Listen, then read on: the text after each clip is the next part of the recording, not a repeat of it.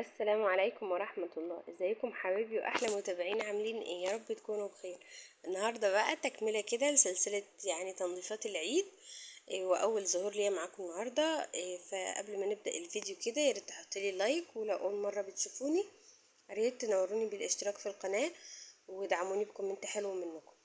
اول حاجة كده بقى انا هعملها النهاردة، هروق بقى الصالة كده بتاعتي، وهنرتب بقى ازاي بقى، هقول لكم على طريقتي بقى في ترويقها وكده.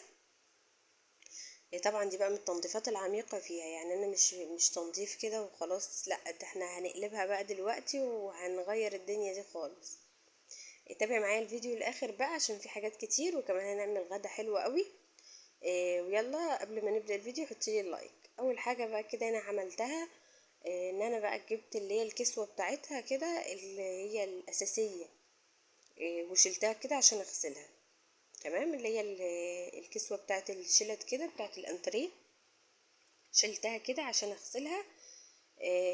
طبعا انا مش بغسلها على طول، كل فترة، وكمان انا بحط عليها كسوة تانية، بس بحب يعني مش بحب احطها في الصيف قوي، اكتر الايام في الشتاء. او ممكن بقى بعد الاعياد كده وبحطها. بصوا الورق، يعني اولادي بيعينوا الورق فين وبيقعدوا يقطعوه يعملوا بيه مراكب وحاجات ويعينوها. فانا بقى كده شلت اهو كل بقى الشلت دي، وكمان هشيل الستاير عشان اغسلها كمان بقى بالمرة. بصوا اللي هي الستارة الحمرا دي اللي يعني سهلة قوي في شيلها، ان هي لزق كده في الماسورة. انا هبقى اوريها لكم برضو من قريب في فيديو تاني ان شاء الله. وشلت بقى دي كمان عشان هغسلهم بقى كلهم كده. جيت بقى اخدت الحاجات بتاعتي دي كده، الستاير واللي هو اللي هي الفرش ده، وهروح بقى ايه اغسلهم. بس اللي هي الستارة الحمرا دي انا مش بغسلها في الغسالة، انا بنقعها في شوية مية كده، وبعدين بسيبها شوية يعني تنزل التراب، وبعدين بدعكها كده بالراحة بايدي، وخلاص على كده بنشرها، يعني بشطفها وبنشرها، يعني لان هي فيها شغل وحاجات لو حطيتها في الغسالة ممكن تبوظ مني.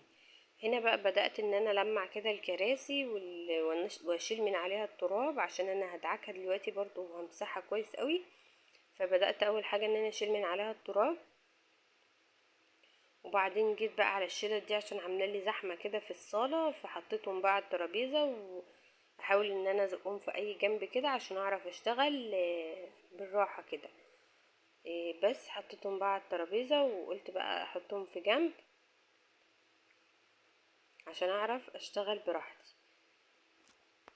واول حاجه بقى بدات كده برضو نعملها ان انا نزعف كده الحيطان عشان لو فيها اي تراب ما تقعليش. وبصوا بقى الجرادل دي، دي جرادل فيها بوهية وكده، انا كنت هبيض وكده واغير الديكور ده في الصالة وفي غرفة الاطفال، بس ما حصلش نصيب. بقى بعد العيد ان شاء الله هنعمل الحاجات دي.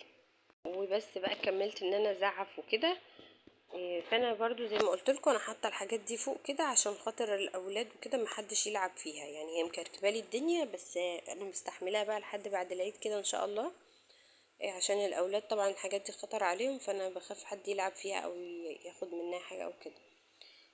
بس بقى وجيت بقى بالمكنسه، قلت بقى اما اشفط كده الانتريه في حاجات طبعا، يعني حاولت ان انا انفضه كده بحاجه في ايدي، ما نضيفش قوي، لان المكنسه بتشفط كده الحاجات بقى اللي مزنوقه هنا وهنا اي ترابه ناعمه او اي حاجه بصراحه بتشفطها وبتخليه زي الفل. وبس بدأت ان انا اشفطها كده. وكمان اللي هو الداير ما يدور كده، اللي هو الحز بتاعه ده بيكون فيه تراب كده، برضو المكنسة بتشفطه حلو قوي وبتنضفه معاه، بيكون حتى عليه ترابة كده هي بتشفطها وبتخليه يرجع شكله حلو كده. وبس كده بقى. وبدأت كمان ان انا اعمل الكراسي، وبعد كده برضو اعمل الارض. قلت بالمرة بقى بدل ما اكنس اعملها كده. وبعدين جبت قطعة القماشة دي وبدأت كده الف برضو على الخشب بيها، لان لو اي تراب فيها وكده يطلع كويس قوي، عشان انا مش عايزة يكون في اي تراب قبل ما اغسل الانتريه نفسه. حاولت كده ان انا انضفه كويس قوي من التراب. وجيت هنا بقى في الطبق ده حطيت فيه كده شوية مية وشوية كلوركس الوان، بس ما حطيتش اي حاجة تاني. جبت بقى فوطة نظيفة كده، وهبدأ ان انا ادعك بقى اي حاجة انا عايزة، مثلا اي بقعة في الانتريه او اي حاجة عندك اعمليها بشوية مية وشوية كلوركس الوان. هتبقى حلوة قوي. وكمان كلوركس الالوان بيحافظ عندك على الالوان. بدأت بقى ان انا ادعكه كده كويس قوي. اي بقى جزء عندك الاجزاء اللي هي بتبقى باينة فيه، يعني اكتر حاجة اللي هو الظهر واللي هو الجناب دي بتبقى مثلا يعني بنسند عليها كده متعلمة من الايدين. فانا بحب ان انا كل فترة ادعكها كده والخلطة دي بتجيب نتيجة كويسة قوي فيها يعني. طبعا مش هنحط اي حاجة تاني كلوروكس ابيض او كده، لا، عشان خاطر طبعا الالوان غلط يعني وكده. وشوية كمية المية صغيرة، هو شوية كلوروكس الوان بس يعني. وببتدي ان انا بقى بدعك كده، بينضف قوي. وهتشوفوا دلوقتي هينور ازاي وهيبقى احسن من الاول كمان.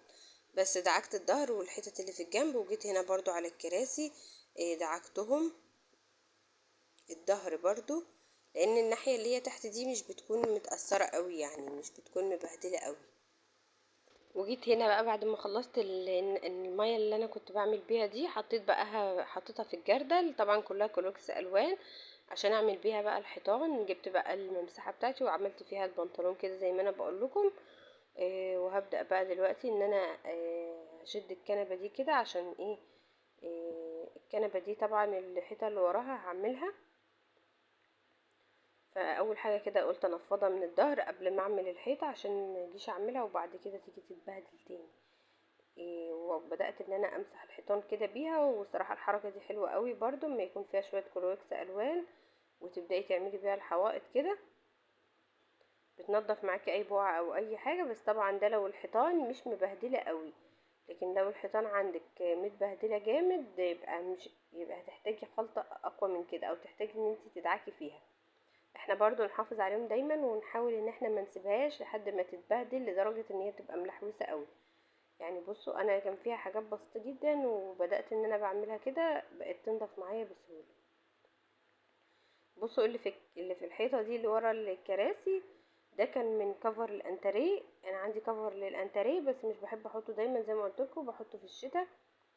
فالكفر ده كان بيجي في الحيطة كده ويمسك فيها، مش عارفة زي دي وبرة كده لزقت في الحيطة منها.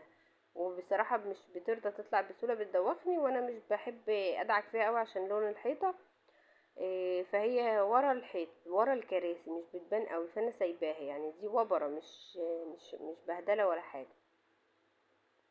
دي زي الكفر كان لازق في الحيطة كده، معرفش بقى مع الحر والسخونة عمل كده يعني.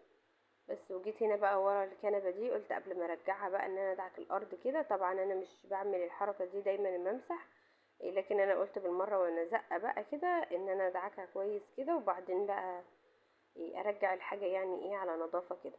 طبعا دي تنظيف عميق بقى، انا مش هعمل الكلام ده تاني يعني. ده هيبقى مسح عادي جدا وبس تلميع عادي كده في الانتريه وتنفيضة عادية جدا. مش هعمل يعني الكلام ده تاني فيه، غير كل بقى فترة بعمل الكلام ده فيه. لكن دايما ان انا بلمعه كده بنفضه بعمله بالمكنسة بمسح الارض.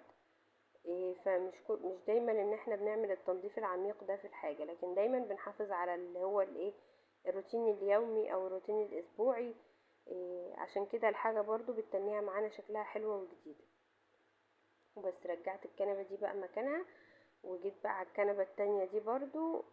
قلت اما اعمل وراها كده بالمرة بقى، واحنا ايه بنقلب كده ما نكسلش ونعمل الحاجة كده ايه بضمير. وبس بقى بعد ما خلصت ما حبيتش ان انا اجيب ميه بقى على ورق الحائط، لان انتوا زي ما انتوا شايفينه في حتت منه بتطلع كده، فانا خفت عليه بصراحه. يعني انا كده كده هغيره ان شاء الله، بس قلت خليه يعني يكمل معانا على ما نغيره. وبس بقى وجيت هنا ورا الكراسي دي كمان كان وراها الارض متبهدله قوي، فحبيت بقى ان انا اعملها كده، لان ساعات الاولاد بيحطوا تحتيها الشوزات بتاعتهم. فحبيت بقى ان انا اعملها كده برضو. وكده بقى كنت خلصتهم هما كمان ورجعت الكراسي مكانها. يلا بقى لو وصلتي معايا لحد هنا حطيلي اللايك. وجيت بقى خلاص كده مش فاضلي غير الارض اللي هي في النص، عملتها بقى دعكتها كده برضو بالمقشة عشان ايه يبقى خلصنا من التنظيف العميق للصالة. انا كده مش فاضلي فيها غير النيش، هعمله ان شاء الله في مره تاني معاكم. هو طبعا انا كنت عاملاه في العيد الصغير برضو او قبل رمضان على طول. لكن هو اتطرب واتبهدل، وفيه حته ازاز فيه مكسوره بتدخلي تراب فيه كتير قوي، فانا كل ما اشوفه والاقي التراب جواه بكون متضايقه منه جدا، وبحب ان انا امسكه كده كل فتره، وطبعا نفضيه ونرتبه ونعمل فيه الروتين ده. ان احنا طبعا لازم نحافظ على كل حاجة عندنا، يعني بره وجوه كله نظيف وكله مرتب. وبس كده بقى، انا كده خلصت اهو الروتين بتاعي في الصالة. هرجع بقى الحاجات دي اللي هي بتاعة الانتريه مكانها، لحد بقى انا عندي كسوة ليها ممكن ان انا البسها لها، بس بصراحة يعني حبيت اللون الابيض ده كان شكله حلو بصراحة وفاتح الدنيا كده، فقلت خليها كده لحد ما اغسلهم. وان شاء الله بقى الروتين اللي نعمله مع بعض فيها اللي هو بقى الفرش العيد. فقلت خليها كده مش مشكلة يعني، وعامة الاولاد يعني مش بنقعد في الانتريه قوي، فمش هيتتبهدل يعني ولا حاجة. وبس بقى كده، ده الصلاة بقى شكلها بعد ما خلصت ونطفت وبقت بتبرق كده كلها، والحيطان نطفت. مش فاضلنا فيها غير النيش، ورجعت بقى الترابيزة دي مكانها كده، وبرضو مسحت من مكانها عشان مكانها ما مسحناهوش يعني ما جيناش ناحيته. كان اخر حاجة عندي بقى النجفة. قلت بقى اما اعملها هي كمان بالمرة يعني ما كسلش وكده. لان برضو الكريستالات دي لما بعملها ولمعها كده بتبقى بصراحة بتلمع كده وبتدي ضي جميل، لكن لما مش بعملها بتبقى مطفية كده وبرضو عليها تراب. فانا بدأت كده ان انا اعملها، انا بصراحة مش بعرف انضفها قوي لان هي عالية، ومش بعرف اقف على حاجة عالية، يعني انا كده كنت واقفة على الترابيزة وعلى كرسي كمان كده فوق الترابيزة، فانا ما بخاف يعني اقف على حاجات عالية قوي، فمش بعرف ان انا املكها قوي. بس على قد ما بقدر بحاول ان انا اعملها، اللي هي الكريستالات الكبيرة دي والكريستالات الصغيرة دي بحاول ان انا ألمعها. طبعا قطعة القماشة دي كانت مبلولة بسيط خالص يعني، اللي هي من مكان مسح الانتريه. بدأت ان انا بمسك كل واحدة كده بيها والمعها كده، إيه، يعني عشان تبقى بتلمع معايا كده وتديني شكل حلو. طبعا انا طفيتها وانا بلمعها عشان دي كهربا يعني وكده. بصوا في كريستالة وقعت في ايدي وانا بعملها، هركبها يعني دلوقتي برضو. وبس كده انا كده خلصتها اهو، بقت شكلها طبعا جميلة قوي وبتلمع وشكلها بقت حلو. وجيت هنا بقى على المطبخ بعد ما خلصت روتيني في الصالة، جبت بقى البتنجان الرومي ده، هنعمل بقى مسقعة جميلة قوي وسهلة وسريعة، ما خدتش معانا كده نص ساعة. بس جبت البتنجان وبدأت بقى ان انا اخرطه كده زي ما انتم شايفينه، وبسيب فيه قطعة بقى من اللون الاسود ده عشان بيبقى شكله حلو بصراحة يعني بيها. وبعدين بعد ما بنخرطه كده برش عليه شوية ملح واسيبه في المصفى عشان بينزل المية اللي فيه، والمية دي بتخليه كده ما يشربش زيت كتير، لكن لو سيبناه بميته بيشرب زيت كتير قوي. ففعلا الحركة دي حلوة وما شربش معايا زيت كتير خالص.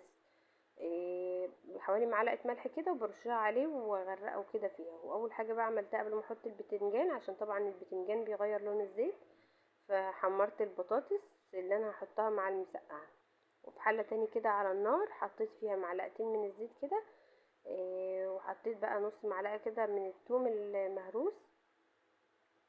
بدأت بقى ان انا اديله تشويحة كده خفيفة، وبعدين هنزل عليه بحوالي معلقتين من الخل، يعني شوية خل مش كتير، حوالي معلقتين او 3، وبعدين عصير بقى الطماطم، ودي كده بقى وحطيت لها الملح والكمون. وخلاص على كده بقى هي كده بقت جاهزة معايا، اللي هي الدقة بتاعة المسقعة. والبطاطس كمان كانت خلصت كده خلاص خلصت معايا يعني. هبدأ بقى ان انا احمر البتنجان. بصوا بقى المية اللي طلعت، إيه، ولو ما تسيبيه اكتر واكتر بيطلع مية اكتر يعني، مع انه بيغمق شوية بس بيطلع كل المية اللي فيه بقى. بدأت بقى ان انا احمر البتنجان كده بقى سريعا كده، واول ما اخد لون دهبي كده طلعته على مناديل عشان خاطر تشرب اي زيت فيه برضو، يعني انا مش بحب اغمقه قوي، لون دهبي فاتح كده وحلو، وطلعته كده.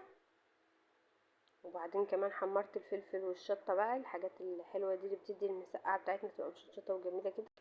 هتجيبي بقى القالب بتاعك وبرص كده اول طبقة من البتنجان، وبعدين بحط عليه شوية بقى من الدقة كده، وبعدين تاني طبقة برضو بتبقى بقيتها بقى البتنجان وبقيت الشطة والفلفل والبطاطس والحاجات دي، وبقوم حاطة عليها الدقة برضو، بدخلها الفرن 5 دقايق من تحت، وبعدين اقفل عليها واقعد لها الشواية بس تاخد لون بسيط من فوق، وبتطلع معاكي جميلة وتحفة وروعة بجد لما بتدخليها الفرن كمان. اي حاجة بقى عندك بايركس او اي صينية تحطي فيها. وبس كده، هنعمل معاها شوية سلطة خضرة كده.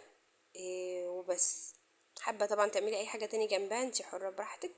وده كان روتين يوم النهاردة، والمسقعة الجميلة بعد ما خرجت اهي.